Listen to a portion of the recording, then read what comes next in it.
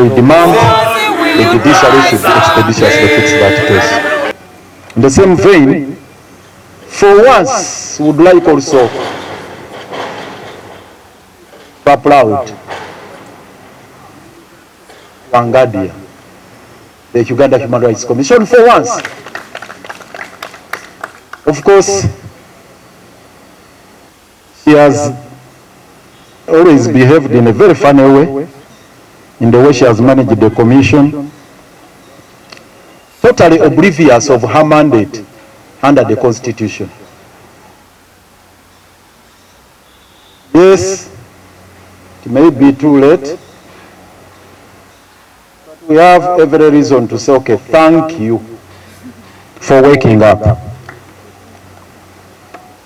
Yes, you may take long to wake up, but when you wake up at least and do the right thing, probably it's only deserving that we say kudos. But we hasten to add a caveat to that. Under Article 53, you may wish to understand the full import of this provision. It's very, very important.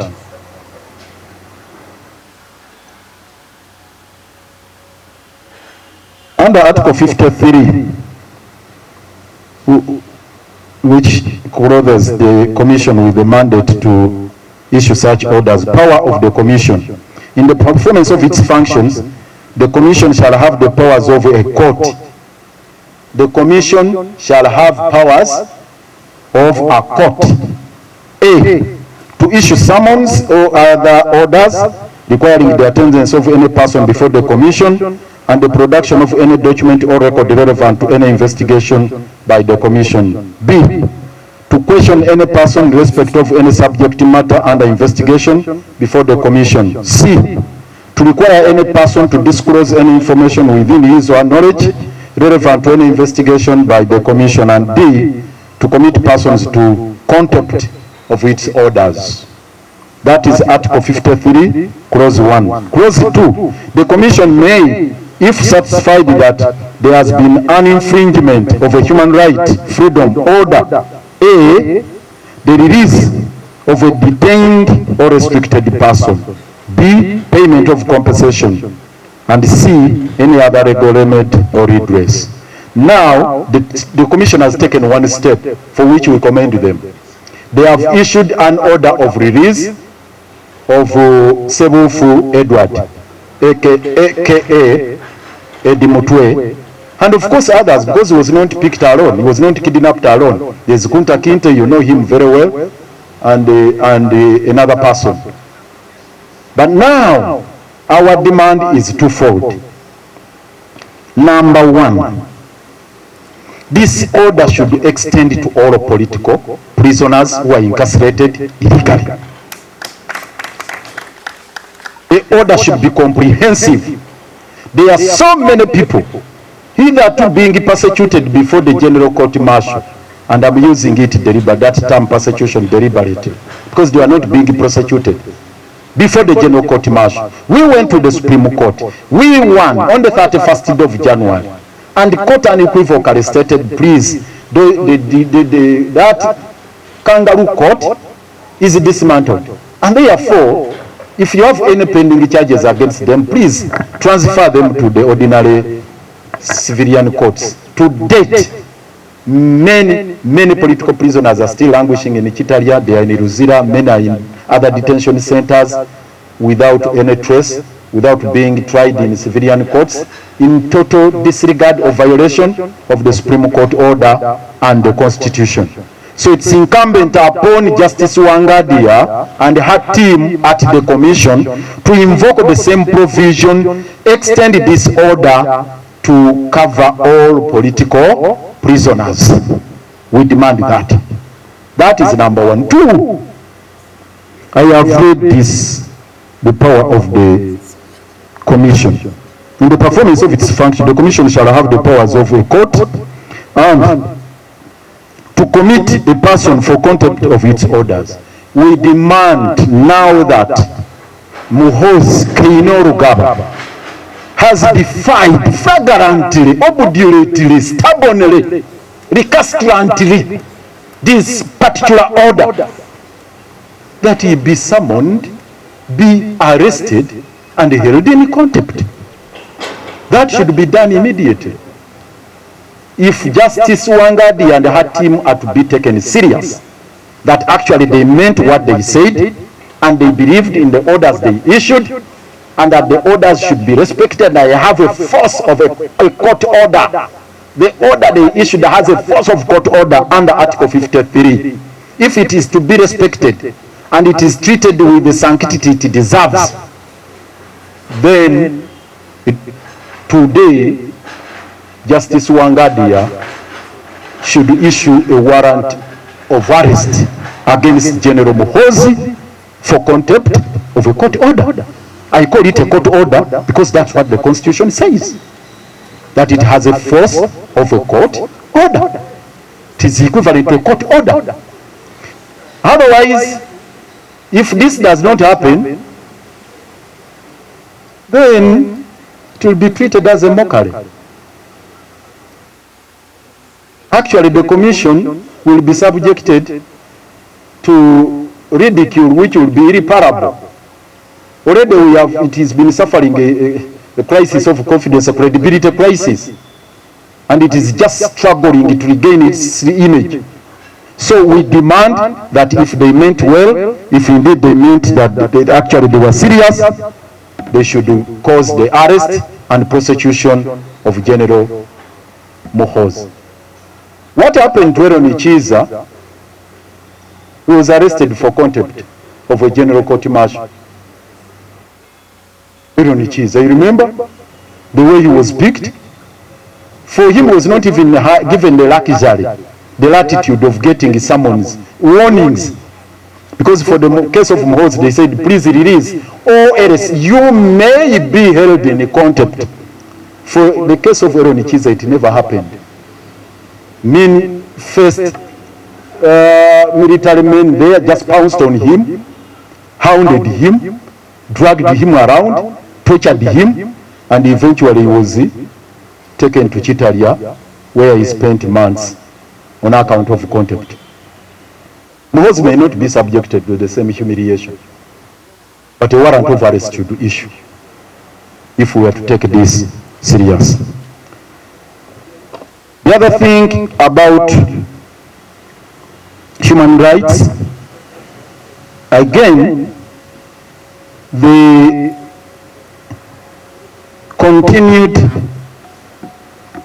persecution, the issues of justice and human rights, the continued kidnaps, which are going on unabated. These are crimes against humanity. I'm glad, and we're reporting to you, under the leadership of our senior counsel, Martha Karua, we have resolved to take this matter to the ICC. Doesn't that deserve a clap? I want to assure you, we have assembled a team to deal with these matters, because they are not only here in Uganda, they are all over. In Tanzania, Tindi Lissu, you know what is happening to him? Even after kidnap, he was picked from prison and taken to somewhere where he could not even be accessed. Held incommunicado, leader of opposition. Yes, Kabila may have committed atrocities, but is facing the same treatment in DRC. Riek Machar, you are aware what is happening to him. He's been under house arrest for a very long time. And in Kenya, day in, day out, abductions are happening. Now they have extended it to broad day shooting. A member of parliament was shot in broad daylight. So we are all an endangered species. We are all in harm's way. So we are saying, yes, at East Africa level, we team up and take this matter to ICC for redress. We are also doing the same at a regional level, because we had informed to you that we are networking with a number of NGOs and human rights organizations which are involved in public interest litigation in Kenya and also at East African Court of Justice. So Martha Karua was here the day Dr. Besigye was brought back to court, and we have taken a decision. Very soon we are going to proceed in that direction. That is issue number one. Number two, it's about the ongoing display exercise, voter verification exercise. You are aware, this is a part of the, a series of activities undertaken by the Commission ahead of the 2026 elections, and their roadmap, the calendar, they rolled out a number of activities written. They started the display on the 25th of April, and they said it's ending on 15th May. What is our position now? As PFF, we demand that this exercise be suspended. It's our demand. The Electoral Commission should call it off. Why? It has turned out to be a farce. It has turned out to be a total flop. There are a number of reasons we are advancing here. Number one, it has been a flop. It's a farce. You can all bear testimony to this. Everywhere they are claiming that there is display going on. It's just circus. Circus, nothing else. You've heard the testimonies of their own officers that on a given day, at any given center, they may receive like a 2, 3, 1, or nobody at all coming to do the verification. And this is the EC which claims they have 20 million voters on the voters register. So, if you do the tallying, you would find that if we were to get statistics from the EC, by now they will tell you not even a quarter of the registered voters has been verified. So it has been a total flop. They never prepared for it. They didn't have sufficient information to the people. They never in any way attempted to do the nitty-gritty, the prerequisite for the exercise to be successful. But that aside, the most serious ground is that key stakeholders in this exercise, those are the political parties, have no space to participate in this exercise. The key stakeholders, you appreciate under the law, particularly under Article 59, I'll read you Article 59. Every citizen of Uganda of 18 years of age or above has a right to vote. It is the duty of every citizen of Uganda of 18 years of age or above to register as a voter for public elections and referenda. 3. The state shall take all necessary steps to ensure that all citizens qualified to vote, register and exercise their right to vote, and so on and so forth. Now, political parties are in disarray because of the state orchestrated mayhem going on in the country. For us as PFF, we would be mobilizing right now the people to participate in this exercise. But you can see, left, right, center, we are embattled. We are battling to get Dr. Kizza Besigye out of jail together with Obed Lutale and a score of other political prisoners. So we can't spread ourselves thin. Everywhere you go, actually, even if you ask people to participate in the exercise, they will ask you, the question they pose, what is happening to Dr. Kizza Besigye? Shall we even have elections under those circumstances? Those doubts are lingering on the minds of many Ugandans, considering what is happening to Dr. Besigye and others. Now, as we are struggling to get Dr. Kizza Besigye and other political prisoners either to being held under the general court martial to trumped up charges, then they descend on others. We have just mentioned the Eddie Mutwe here and others. where Hose has even the audacity of bragging that is having Eddie Mutu under his basement teaching him Runyankole. Those are statements which are very serious. They go to the root of the Constitution. Actually, they render the provisions of this Constitution illusory. Totally useless, that this Constitution is just a paper tiger. So how do you, under those circumstances, how do you convince people to go and register? In fact, where do you even get the guts? We are on a hunting spree, hunting from one prison, from one detention facility to another, looking for political prisoners, people who are disappeared by the state. People who are victims of enforced disappearance. So the political parties are involved in that. For us here, as we assembled here, all our minds are on how to get Dr. Besigye and others out of prison. When they look, people also assemble at Kavule, is how to look for their loved ones, for their members who have been kidnapped and held incommunicado in ungazetted detention centers. And many of these other political parties, that's what is happening. So, who is mobilizing people to participate in the voter verification exercise? And how can the commission just continue like this? They have not even called for a meeting. By the way, they are ostracizing us. The commission has got an obligation even to visit political parties, because these are registered political parties. In my life, I've never seen here Justice Byabakama at Katonga. Or even those days in Najana Nkumbi. I don't know when he visited in Najana Nkumbi. I've never seen him visit Kavule. I've not seen him visit, maybe they can always open up with him, I don't know. But yes, that one I cannot tell. But at least you can all bear testimony to this fact that Justice Byabakama treats us as criminals, as enemies of the state. So we are dealing with a criminal state and we are being ostracized. So how do we participate in the voter verification exercise under those circumstances? So the Constitution has been abrogated, and therefore it becomes extremely difficult. Look at this particular provision. Very interesting.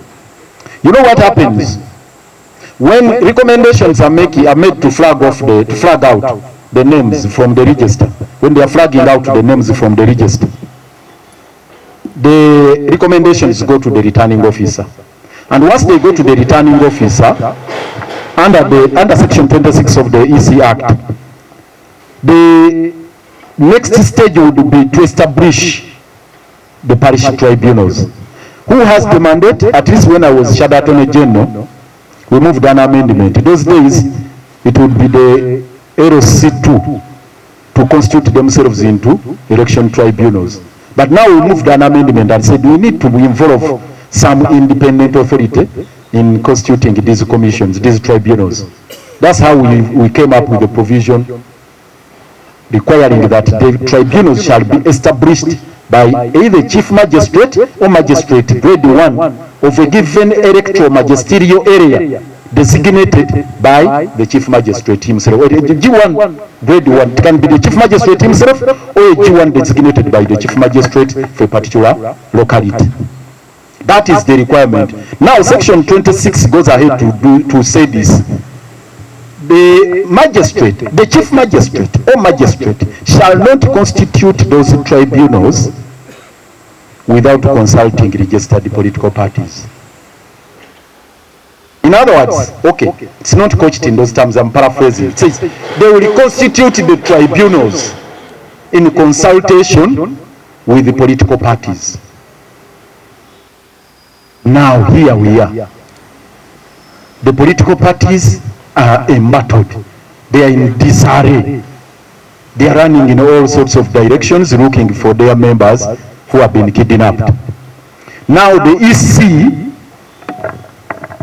is fast tracking the process because they are saying the display exercise is ending on 15th of May. Today is 5th. So we are left with only 10 days. After the 10 days, the chief magistrates have got to sit to constitute the tribunals. It is these tribunals that take a final decision to say now, These East officials who have been moving around at different polling centers, collecting names of those who are dead, those who disappeared, those who whatever. Anyway, those who are ineligible to vote, who are going to be flagged out of the register. So it is this tribunal now to look at those complaints raised. And they have to be constituted by chief magistrate or magistrate designated by the chief magistrate in consultation with the political parties. Now the EC or the chief magistrate cannot access Katonga here, neither can they access Kavule, Jema, or any other party headquarter for that particular purpose. I am saying this because as far as we are concerned, yes, we are morphing into PFF, but we are still operating as a party. Because when we ask, are you registered? Yes, we are still FDC until we are registered as a different entity. That much should be appreciated. So they have a duty to approach us. Even some of us who are like I'm at stay hold on the ticket of FDC. So, in consulting stakeholders, they have to. Now, these magistrates are not going to do it. This means this is a botched exercise. Because the tribunals now cannot be constituted, and therefore they cannot conclude the exercise of displaying the register. On those grounds, we demand that we demand that the exercise be suspended. 2, that the commission convenes a convention, a meeting of all stakeholders, political party leaders, and the other stakeholders to chart a way forward under the prevailing circumstances. We need to sit down, have a conversation over this, and take an appropriate decision on the way forward. It is the reason you have had all these complaints all over. People are complaining, being... So, and when you do not have a clean register, you know what normally happens. Can you have a free and fair election on a register which has not been properly generated? Definitely it's not possible. Right now, as I conclude on this particular point, then I address you on the last one. Museveni called off the cabinet sitting today. He called it off and said he has sent his lieutenants, all his members of the party, to go for their elections. For them, they are free to roam around. For them, they are free to constitute their structures. For them, they are free even to go ahead with their primary elections. But the rest of us are imprisoned at our party headquarters. As we speak here, they have sealed off that place. You have seen they are just waiting what we are going to do next. So should we attempt to call a meeting of our people, you will see what will happen. And it's the same story happening to other political parties. For them, they are going ahead with their exercises, their primaries. Even under the guise of monitoring the PDM, Museveni is roaming all over the country. He's moving from one corner of the country to another under the guise of monitoring PDM. But in other words, for them, they're entrenching themselves as others are in shackles, they are caged, and we are chained. So you cannot purport justice Byawakama to turn a blind eye to that kind of injustice which is going on and continue unabated. You continue with exercise as if nothing has happened. So it's the very reason we demand that Justice Byawakama should suspend this exercise, should call it off. In Kampala here,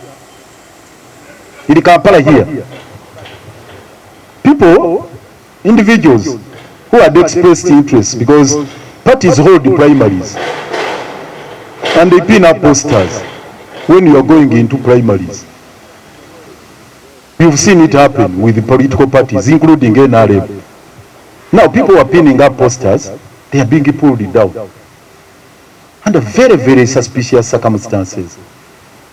There is no law that stops people from advertising themselves. It's not there. Even if today you got my portrait here and started pinning it all over. Moses did it for his birthdays. Everywhere, birthday. Which law did he invoke? To pin up posters advertising the day he was born. Now people are going into party primaries are being blocked from advertising themselves, and Justice Byabakama is totally silent. There is deafening silence from the EC about all these injustices. So it's the very reason the election calendar should be halted for the time being. We have a serious conversation about this as a country, chart a way forward, which will result into free and fair competition. Finally, registration of PFF. We have always briefed you on this. The last time we were here, you remember the announcement we made that for us we had satisfied all the requirements under the law, the Political Parties and Organizations Act. The initial steps were taken in August last year. We completed the process on 29th of November. And we have had this spurious reasoning that the EC needs 6 months within which to verify signatures. That's not true.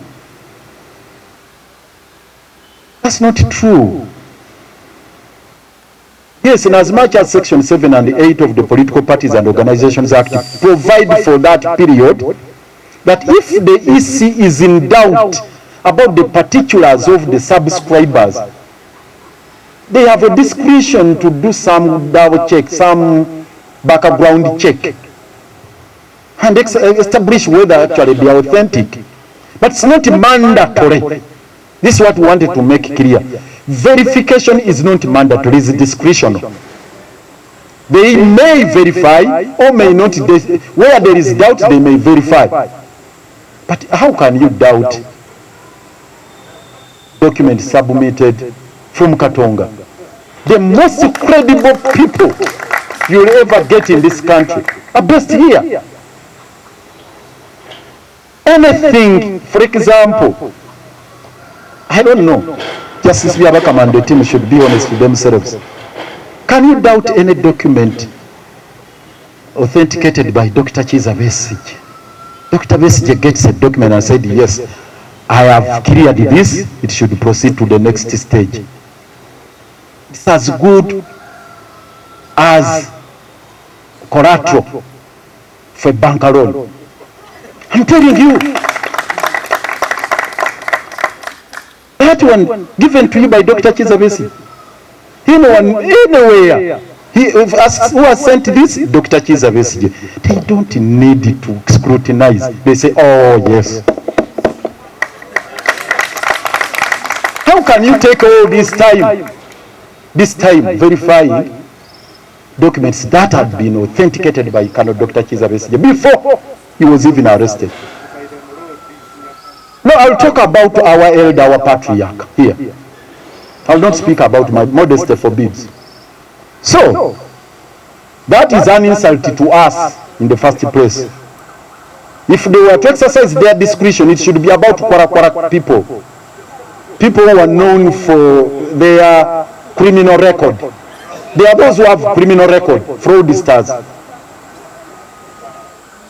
But a document from Katonga should be taken on its face value. That's what they should have done. But even with that, they have really had ample time. Since August, when we first submitted, of course they queried the colors, we cleared that, and the symbols and what not, all that was cleared. On 29th, we finalized everything. But the good news I am bringing to you as your president and Commander Katonga. Now, the commission has finally acknowledged that our documents are authentic.